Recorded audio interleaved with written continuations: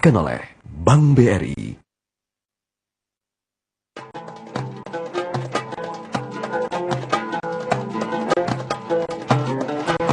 Bismillahirrahmanirrahim. Assalamualaikum warahmatullahi wabarakatuh.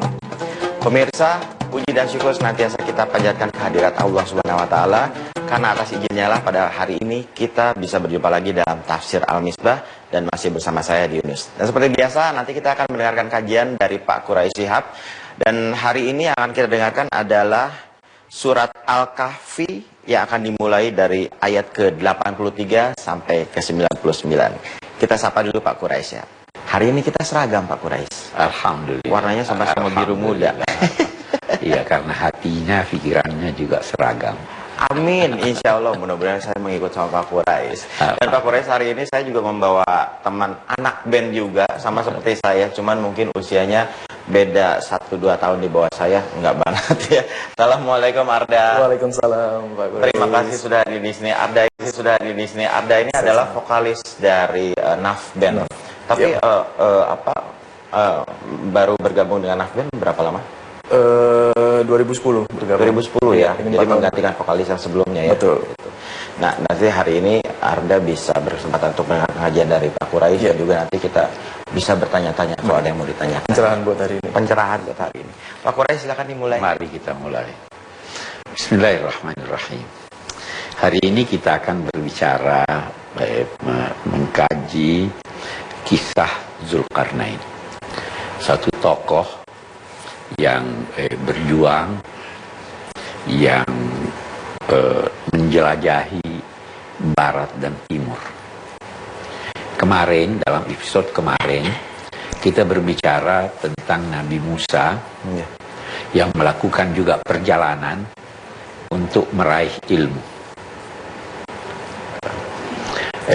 Setelah Allah menceritakan kisah Nabi Musa dalam rangka meraih ilmu, di sini diuraikan tentang kisah Zulkarnain dalam rangka meraih kekuasaan dan berjihad. Ini dulu satu poin yang kita mau lihat. Sebelum Anda berjuang, sebelum Anda bekerja, Anda harus punya pengetahuan. Jadi pengetahuan mendahului kerja Anda. Karena kalau tidak bakal salah. Itu sebabnya ayat ini juga menempatkannya berurut begitu. Nah, itu satu. Ayat ini turun karena ada orang-orang di Mekah yang bertanya pada Nabi, "Ikhwal Zulkarnain, ceritakan kepada kami ikhwal Zulkarnain." Maka turun ayat ini menyatakan, mereka itu bertanya kepadamu tentang ikhwal Zulkarnain, katakanlah, saya akan bacakan kepadamu ikhwalnya berdasar wahyu yang dianugerahkan Allah kepadaku. Sa'atlu alaikum minhu zikra. Nah, baru apa itu? Dikatakan di sini, inna makkanna lahu fil ard wa atainahu min kulli syai'in sababa. Kami, Allah, telah menganugerahkan kepadanya kemampuan di permukaan bumi ini, dan kami anugerahi juga dia segala sesuatu yang dapat mengantar mereka, yang dapat mengantarnya meraih apa yang diharapkan. Kami memberikan kepadanya segala sebab. Untuk terciptanya sesuatu diperlukan sebab, ada faktor. Faktor-faktor itu antara lain tidak keluar dari hukum-hukum alam. Anda ingin air yang hangat, melalui hukum alam kita ambil api, letakkan di bawah muci. Di sini dikatakan kami telah menganugerahkan kepadanya segala sesuatu dari menganugerahkan kepadanya sebab-sebab menyangkut segala sesuatu yang dia inginkan. Oke, kita lihat. Maka Zulkarnain itu mengikuti dengan sungguh-sungguh dan melaksanakan sebab-sebab itu untuk mencapai maksudnya. Kita berhenti lagi di sini nih tuntunan. Anda kalau ingin sukses dalam belajar, ada faktor yang mengantar Anda sukses. Tidur banyak. Tidak. Belajar. Tidak. Harus belajar. Betul. Ya kan? Maka bersungguh-sungguhlah belajar supaya Anda sukses. Anda ingin kaya. Ada. Ikuti sebab yang mengantar Anda kepada kekayaan. Apa itu? Bekerja, berdoa, berbisnis, jujur, dan sebagainya. Nabi Zulkarnain hendak berkuasa. Maka Allah subhanahu wa ta'ala memberikan dia kemampuan dan membuka baginya kesempatan sehingga mengetahui sebab-sebab yang mengantar kepada apa yang dikehendakinya itu. Nah, setelah dia ketahui sebab-sebab itu, dia bersungguh-sungguh mengikuti sebab-sebab itu atau mengikuti faktor-faktor yang menjadikan dia dapat meraih sukses sehingga berkuasa. Ya kan? Fa'atba'a sababa, maka dia melakukan perjalanan. Sampai seketika dia sampai di tempat terbenamnya matahari. Dia mendapati matahari terbenam di dalam suatu wilayah yang hitam bagaikan tanah liat. Apa maksudnya? Kita kalau di pantai melihat matahari terbenam, bisa jadi kita lihat dia itu terbenam di laut. Ya. Bisa jadi kalau ada gunung di hadapan kita lihat matahari itu terbenam melalui gunung. Nah, ini dia menuju ke arah barat, dia lihat matahari itu terbenam di suatu wilayah yang hitam karena tanah liat dan hitam karena pantainya terdiri dari laut yang berwarna hitam. Ini ulama-ulama berbeda pendapat di mana ini. Ada yang berkata di Amazon karena sungai-sungainya seperti itu. So, ada pendapat lain, ada yang walhasil Al-Quran tidak menjelaskan di mana tempatnya. Bahkan Al-Quran tidak menjelaskan siapa Zulkarnain. Zulkarnain itu adalah gelarnya tokoh yang mempunyai dua tanduk. Apa itu dua tanduk? Ada yang berkata dia punya mahkota berbentuk dua tanduk. Ada yang berkata kalau yang demikian dia bikin ini Alexander the Great. Ada yang berkata dua tanduk itu sebenarnya rambutnya panjang, lantas dia urai menjadi dua tanduk. Kalau demikian siapa itu? Dia bilang ini dari Cina. Karena Cina itu, ada lagi yang berkata tidak. Ini Zulkarnain, nama Zuzu itu asalnya dari Yaman. Dia melakukan perjalanan dari kabilah. Ada lagi yang berkata Zulkarnain itu pendiri dinasti dari Persia, Quraisy. Bermacam-macam. Al-Quran tidak menjelaskan karena yang ingin dijelaskan oleh Al-Quran apa pelajaran yang dapat ditarik dari peristiwa ini. Saya kira kita lanjutkan. Oke, baik Pak Quraisy, kita tahan dulu dan nanti kan lanjutkan lagi. Baiklah pemirsa, jangan kemana-mana, kita akan masih kembali tetap dalam Tafsir Al-Misbah.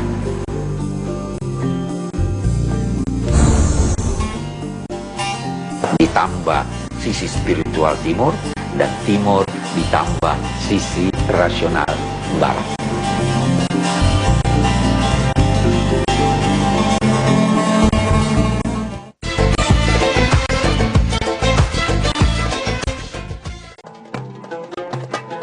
Kita kembali ke dalam Tafsir Al-Misbah dan kita kembali mendengarkan uraian dan kajian dari Pak Quraisy. Silakan Pak. Jadi kita lanjutkan tadi Zulkarnain sampai di lokasi itu, dia lihat matahari terbenam di satu wilayah yang tempat dia melihat itu dilihatnya dia terbenam di pantai di laut yang hitam yang penuh lumpur hitam. Oke. Lalu dia temukan orang-orang di sana, diajak, mari beriman, mari taat kepada Tuhan dan sebagainya. Ada yang menerima, ada yang menolak. Allah berfirman kepadanya, mengilhaminya, wahai Dzulkarnain, kamu boleh menyiksa siapa yang membangkang dan berbuat kezaliman. Kamu punya kemampuan untuk itu. Dan kamu juga bisa berlaku baik terhadap mereka. Kamu diberi kemampuan untuk dua ini. Dzulkarnain menjawab, adapun orang-orang yang berlaku aniaya, maka nanti kami akan menyiksanya. Lalu kami kembalikan kepada Tuhan. Dia yang akan menyiksanya dengan siksaan yang adil sesuai dengan dosanya. Adapun siapa yang beriman dan beramal soleh, dia akan mendapat balasan baik dari kami, dan kami akan titahkan kepadanya, kami akan perintahkan kepadanya perintah-perintah yang ringan untuk mereka laksanakan. Okay. Lalu Dzulkarnain melanjutkan perjalanan sampai dia mencapai tempat terbitnya matahari. Tempat lagi, jangan matahari tidak punya tempat terbit, ya kan, berkeliling. Tapi artinya sampai di satu lokasi, di mana di lokasi itu dia mendapati satu kaum. Lam naj'al lahum min dunihi sitra, mendapati satu kaum yang tidak ada penghalang, tidak ada penutup yang menghalangi mereka dari terik panas matahari. Artinya penduduk yang belum berperadaban, belum ada rumah. Rumah kan melindungi dari panas. Boleh jadi belum ada pakaian. Mereka belum berpakaian. Jadi orang-orang yang sangat sederhana.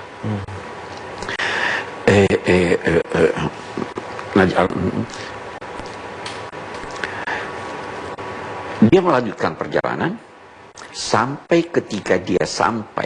hingga ketika dia sampai di suatu tempat antara dua gunung. Dia mendapati satu kaum yang hampir-hampir saja tidak dimengerti ucapannya. Bahasanya tidak dikenal. Ini boleh jadi tidak punya bahasa yang dikenal oleh. Mereka berkata, kaum ini dengan cara tertentu, bisa jadi dengan isyarat dan sebagainya, wahai Dzulkarnain, kami punya musuh, yaitu Ya'juj dan Ma'juj, merusak di permukaan bumi ini. Bisakah kamu bangun buat kami suatu penghalang sehingga mereka tidak menyerang kami? Nanti kalau kamu bangunkan kami itu, kami akan menyisihkan harta benda untuk memberi kamu sebagai upah. Dzulkarnain menjawab, kita lihat jawabannya. Apa yang dianugerahkan Tuhan kepadaku sudah cukup dan jauh lebih baik dari apa yang kamu tawarkan. Saya tidak perlu apa. Tetapi bantu aku, sehingga aku akan membangunkan untukmu bukan saja dinding satu lapis, tapi akan kubangunkan kepadamu penghalang dinding yang berlapis-lapis sehingga musuhmu tidak bisa menyerang kamu. Nah, kita berhenti sejenak. Ada yang berkata, kalau yang berkata tadi saya ucapkan di mana? Yang berkata Dzulkarnain dari Cina, dia bilang inilah dia yang membangun tembok Cina. Ada pendapat, tapi pendapat ini juga tidak sepenuhnya benar. Karena menurut ayat ini, tembok itu selesai pada masa Dzulkarnain. Sedangkan tembok Cina ini puluhan tahun baru selesai. Dinasti berubah. Iya. Oke, baiklah, kita tidak perlu itu. Maka Dzulkarnain berkata, berikanlah aku potongan-potongan besi. Kita tumpukkan antara dua puncak gunung. Karena di lembah gunung itu musuh masuk. tumpukkan, baru nyalakan api, baru tiup api itu sehingga membara ini besi, baru kita tuangkan tembaga di atasnya sehingga tertutup lubang antara dua gunung itu yang menjadikan musuh masuk sehingga mereka tidak bisa lagi menyerang kalian. Itu yang dilakukan. Mereka tidak akan mampu untuk menjangkau ini, tidak bisa naik ke atas, dan tidak bisa juga mereka membocorkannya, membuat lubang. Ya kan? Kalau dinding, kalau kokoh, tidak mudah orang tembus. Ya toh? Mereka tidak bisa naik ke atas untuk lompat ke bawah karena tingginya, tidak juga bisa mereka itu masuk ke dalam karena tidak bisa dibongkar tembok itu. Ini Zulkarnain berkata, ini adalah rahmat yang dianugerahkan Tuhanku kepadaku, tetapi nanti suatu ketika tembok itu akan tidak berfungsi lagi, akan hancur, dan ini adalah janji Tuhanku yang pasti akan terjadi. Ini kisahnya Zulkarnain. Tentu banyak pelajaran kita bisa tarik dari sini. Salah satu di antaranya, saya ingin cepat untuk berkata, Zulkarnain ini ingin mempertemukan timur dan barat. Dia ke barat, dibawa ke kota, dia ingin mempertemukan timur dan barat. Barat itu, kalau kita lihat sekarang, sangat rasional. Timur, emosional. Iya kan? Itu antara lain terbukti, orang barat berkata, I think, saya pikir. Kalau kita, saya rasa begitu. Ya, ini bagaimana kita pertemukan. Dia bermaksud mempertemukan barat dan timur. Barat ditambah sisi spiritual timur, dan timur ditambah sisi rasional barat. Saya kira itu. Baiklah Bapak Rizky, rasanya semakin menarik sekali pembahasan untuk hari ini, dan juga kita akan tahan dulu, dan pemirsa kita akan tetap kembali dalam Tafsir Al-Misbah.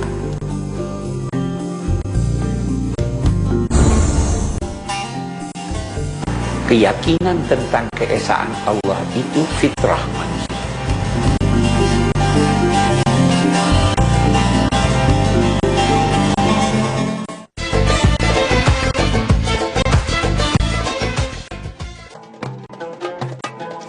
Kembali lagi dalam Tafsir Al-Misbah, dan seperti biasa di segmen yang ketiga ini Pak Quraish, kita akan mendengarkan dan juga menerima pertanyaan dari beberapa pemirsa dari luar sana. Kita lihat dulu pertanyaan pertama. Assalamualaikum warahmatullahi wabarakatuh. Nama saya Yoyo Herea. Saya mau bertanya, bolehkah kita menyebut orang yang tidak bertakwa pada Allah sebagai seorang yang kafir? Terima kasih. Wassalamualaikum warahmatullahi wabarakatuh. Waalaikumsalam warahmatullahi wabarakatuh. Baik. Setiap kata bisa mengandung arti sesuai dengan disiplin ilmu. Kata kafir berarti penutup, yang menutup. Petani itu bisa dinamai kafir karena benih, dia menggali lubang, dia menggali tanah, dia tanam benih, maka dia tutup. Nah, dalam Al-Quran, istilah kafir dalam Al-Quran adalah orang yang menutupi. Bisa jadi menutupi kebenaran agung sehingga dia mengingkari wujud Tuhan.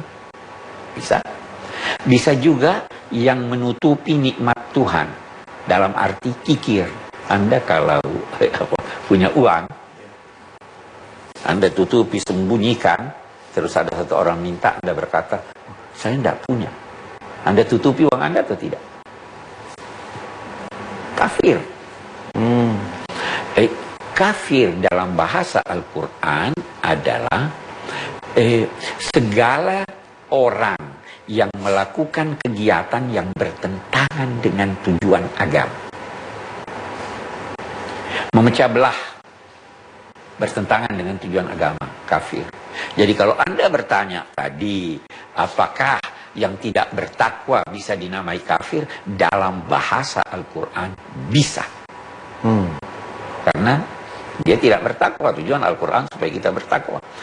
Nanti di dalam ilmu fikih ada lagi hukum, dari segi hukum Islam ada lagi pengertian kafir.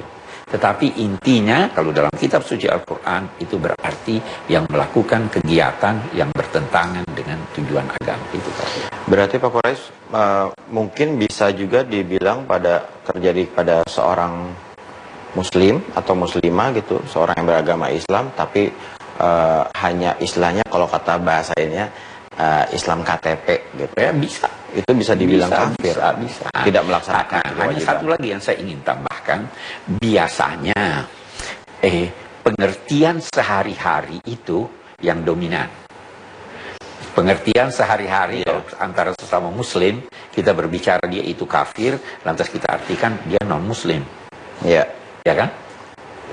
Bagaimana kalau misalkan ada orang yang lahir di kutub utara, jangankan untuk melihat orang lain, jangankan untuk melihat agama, tapi melihat orang lain aja mungkin jarang di sana. Betul. Itu apa bisa dikategorikan juga kafir? Karena saya duga besar tidak. Kenapa?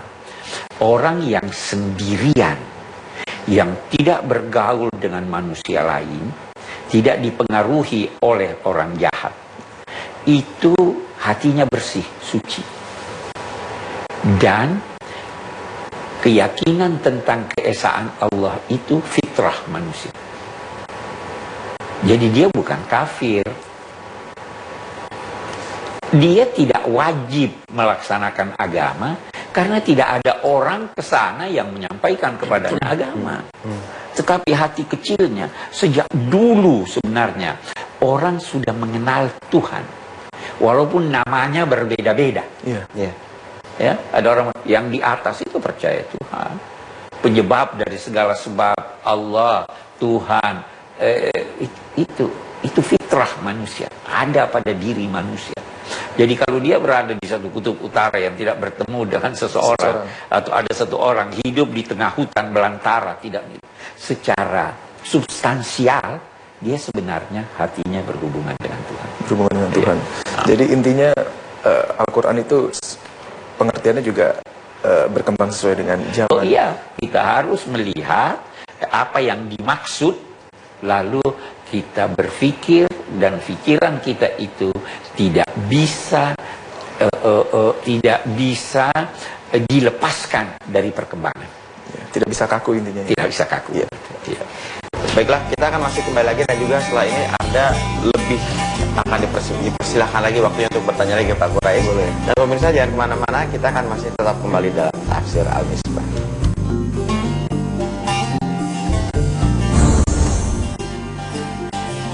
Allah ada diam, tidak menceritakan segala sesuatu bukan karena lupa atau tidak tahu, tapi dia beri Anda kebebasan. Silahkan.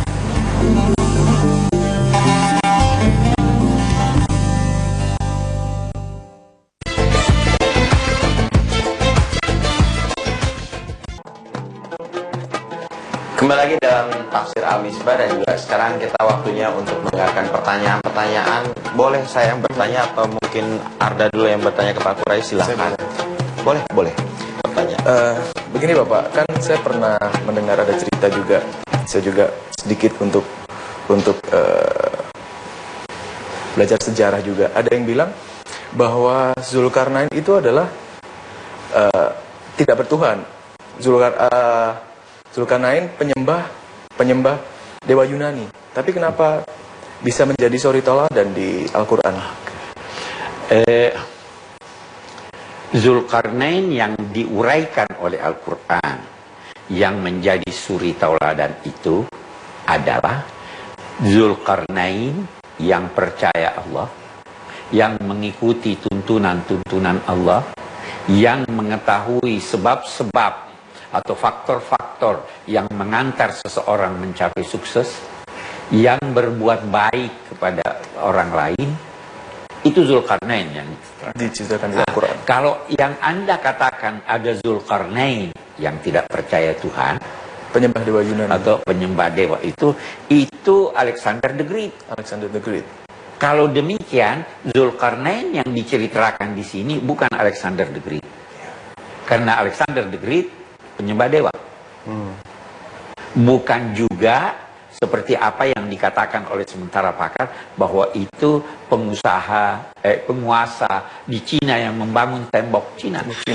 Karena menurut ayat ini tembok itu diselesaikan oleh Zulkarnain. Sedangkan tembok Cina itu selesai setelah sekian lama, setelah berganti penguasa di sana. Jadi bukan itu. Nah, ini berarti bahwa siapapun yang kita tunjuk atau kita duga sebagai Zulkarnain, sifat-sifatnya harus sejalan dengan ini. Kalau tidak sejalan, kita pasti bukan. Ya kan? Berarti Alexander the Great. Baik, saya bisa. Kalau memang dikatakan bahwa Alexander the Great adalah penyembah dewa, pasti bukan dia. Pasti bukan Zulkarnain. Karena ini penyembah Tuhan. Ini diilhami Allah. Ya kan? Berarti Pak Quraisy kalau tadi mendengarkan uraian dari Pak Quraisy tentang Zulkarnain ini di Al-Quran, ini adalah satu tulisan atau cerita yang sebetulnya tidak pasti kejadiannya, di mana, kapan, zamannya dan sebagainya. Nah, apakah itu kalau misalnya ada pertanyaan, berarti ini adalah satu cerita yang tidak pasti atau bagaimana, itu menurut Pak Quraisy? Bagus. Sekarang begini, di episode kemarin kita ada sebut bahwa kalau Al-Quran menguraikan suatu persoalan dan persoalan itu salah, pasti dia bantah. Pasti dia katakan tidak benar. Ya, seperti kemarin di berapa jumlah penghuni gua. Iya. Ada yang berkata 2, ada yang sampai berkata 8, 4, 5, ada yang berkata 5, 6 dengan ininya. Tapi terus dia katakan, oh itu hanya kira-kira, tidak berdasar. Baru dia katakan yang benar itu 7, 8. Jadi dia pasti bantah. Di sini tidak ada bantahan. Memang Anda bisa berkata bahwa ini tidak ada buktinya. Iya. Tidak ada buktinya kan? Kalau tidak tulis detail. Kita berkata begini, kalau tidak ada buktinya. Saya ingin Anda berdua, pemirsa juga, menjawab kemungkinan apa yang Anda pilih. Kalau ada satu orang menceritakan 10 cerita, Iya. 7 diantaranya benar dan bisa dibuktikan. Yang tiga belum terbukti benar, belum terbukti salah. Anda apakan yang 3 ini? Anda katakan bahwa itu bohong? Harus dibuktikan dulu. Hah? Saya tidak bisa berkata atas dasar apa Anda berkata bohong. Ini ucapannya 7 yang benar, 3 belum terbukti. Paling tidak Anda berkata bahwa ini belum terbukti. Ya, kita harus cari pembuktiannya, ya kan? Ya. Keliru Anda, keangkuhan intelektual seseorang langsung berkata ini bohong. Kita melangkah lebih jauh lagi. Anda lebih cenderung membenarkan atau mempersalahkan. 7 benar, Ya. 3 belum terbukti.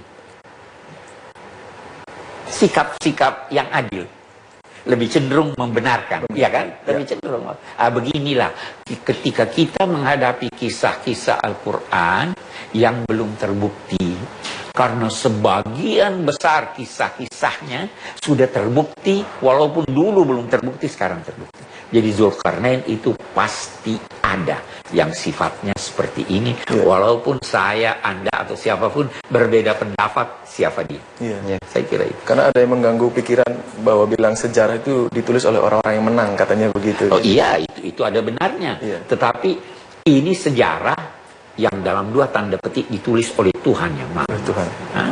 Tapi nampaknya ini memang semakin meyakinkan bahwa, hakul yakin bahwa di dalam Al-Quran itu Allah sudah menggambarkan segala hal yang akan terjadi sampai di akhir zaman. Seperti itu ya Pak Quraisy? Iya.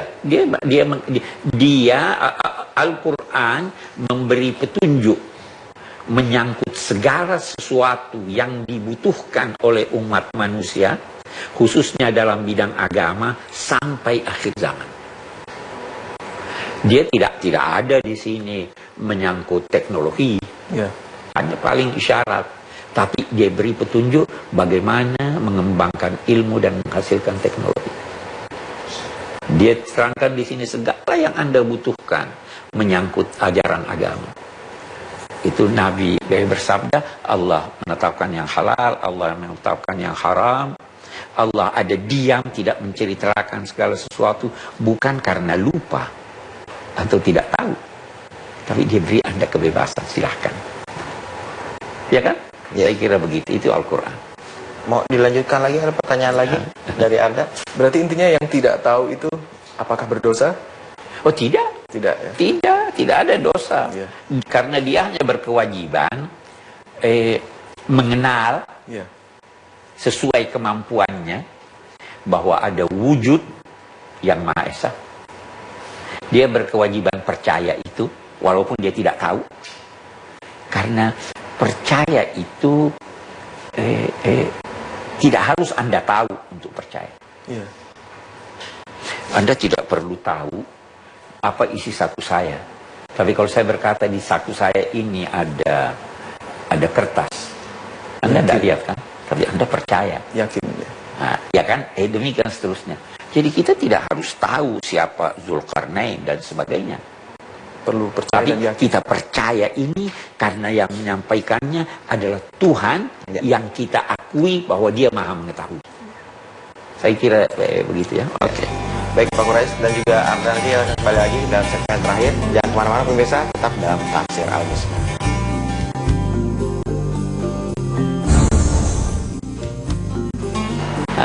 Allah ingin menunjukkan kepada umat manusia bahwa sebenarnya salat 5 waktu itu sudah terlalu ringan. Ya. Tidak wajar ada yang tidak salat 5 waktu.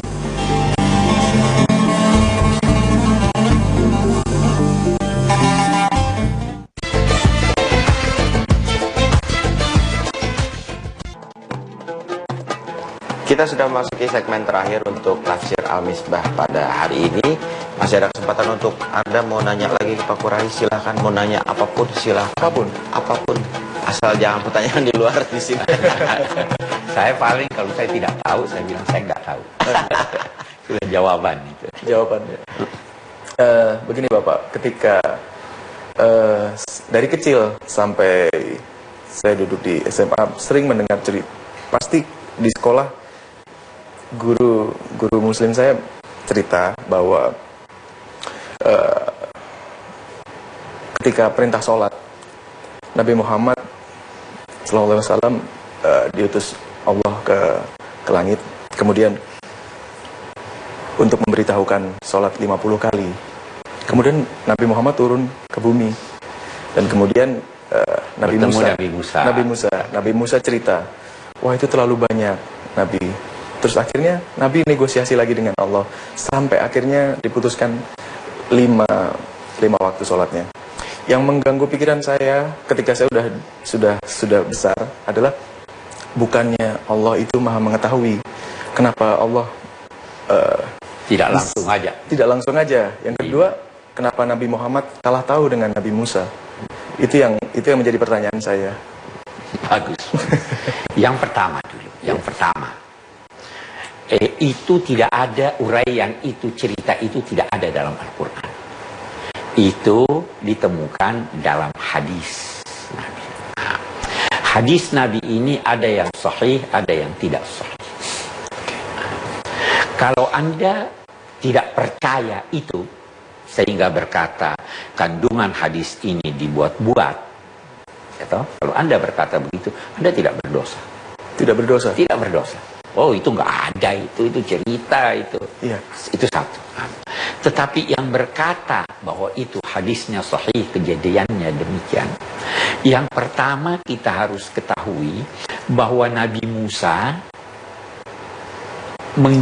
menyampaikan kepada Nabi pengalamannya.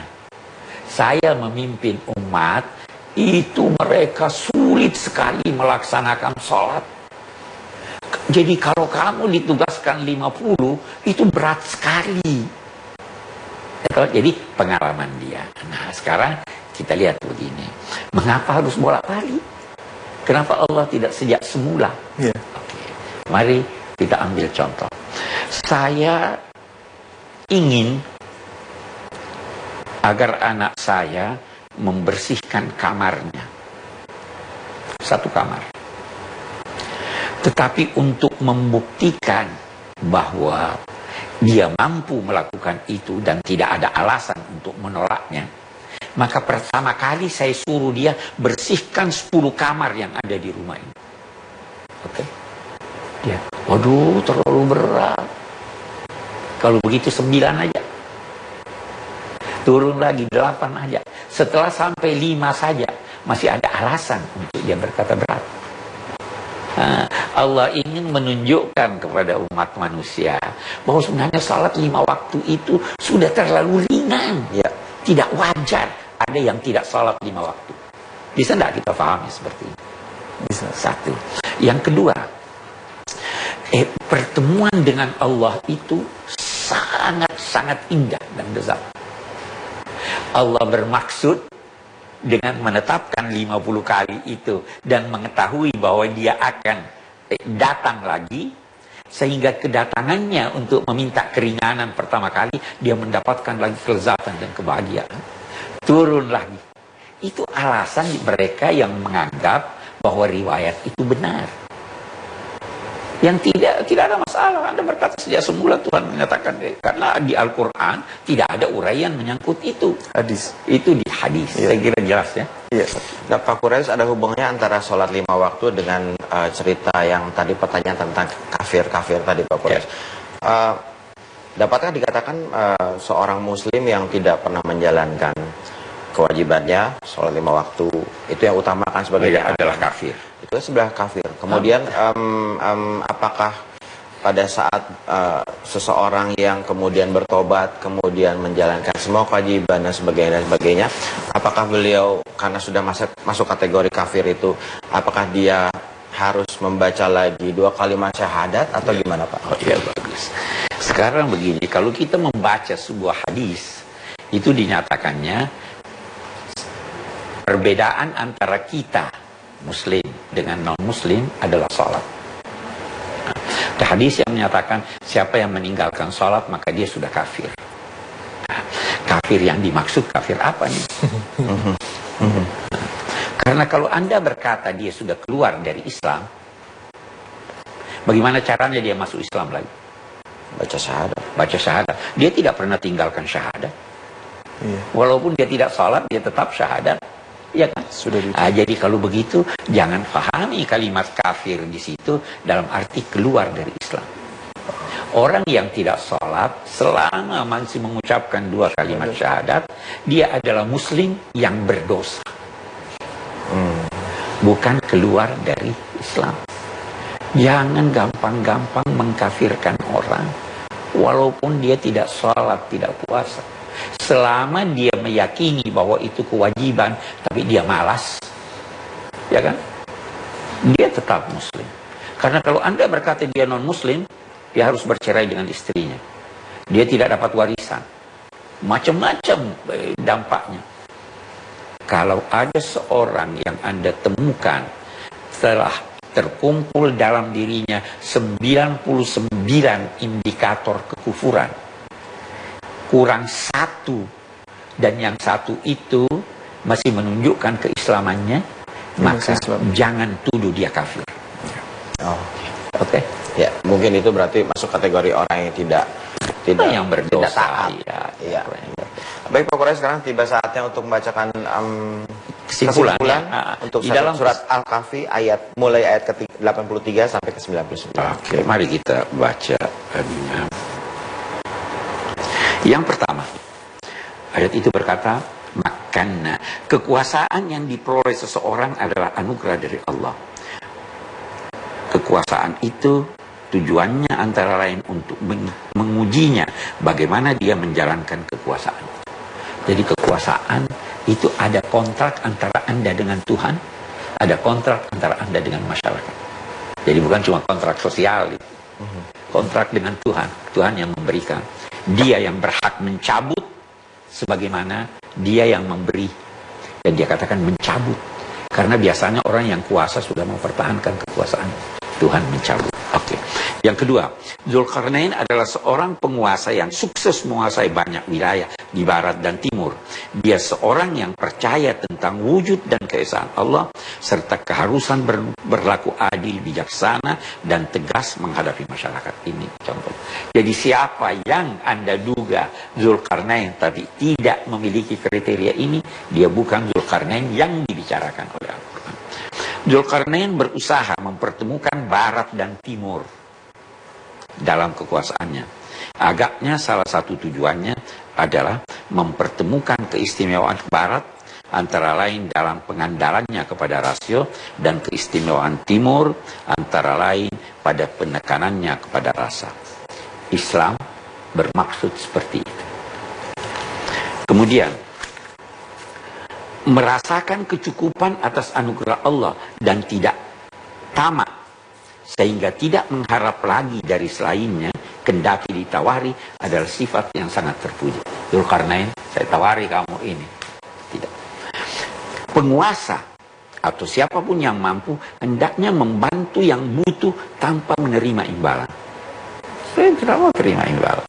Bahkan memberinya lebih baik dari apa yang mereka harapkan. Zulkarnain tadi ini bangunkan kami dinding. Beliau minta bantu saya bangunkan kamu dinding yang berlapis-lapis, ya kan? Yang terpenting dalam membangun masyarakat adalah partisipasi masyarakat. Bantu aku, jangan suruh saya kerja sendiri. Nah, itu pelajaran yang kita terima. Saya kira itu perlu kerjasama dalam kebaikan antara masyarakat dan bangsa-bangsa tanpa menjadikan agama sebagai penghalang. Itu yang dilakukan oleh Nabi, oleh Zulkarnain. Ya. Saya kira itu. Pak Faris, terima kasih uraian dan juga kajiannya untuk hari ini, dan juga Arda, terima kasih sudah hadir di sini. Mudah-mudahan nanti kita bisa ketemu lagi di sini ya. Pasti. Ya, terima kasih. Baiklah pemirsa, terima kasih atas kebersamaan Anda dalam Tafsir Al-Misbah, dan insya Allah kita akan jumpa lagi esok hari masih bersama saya Yunus. Wabillahi taufiq wal hidayah. Wassalamualaikum warahmatullahi wabarakatuh. Waalaikumsalam.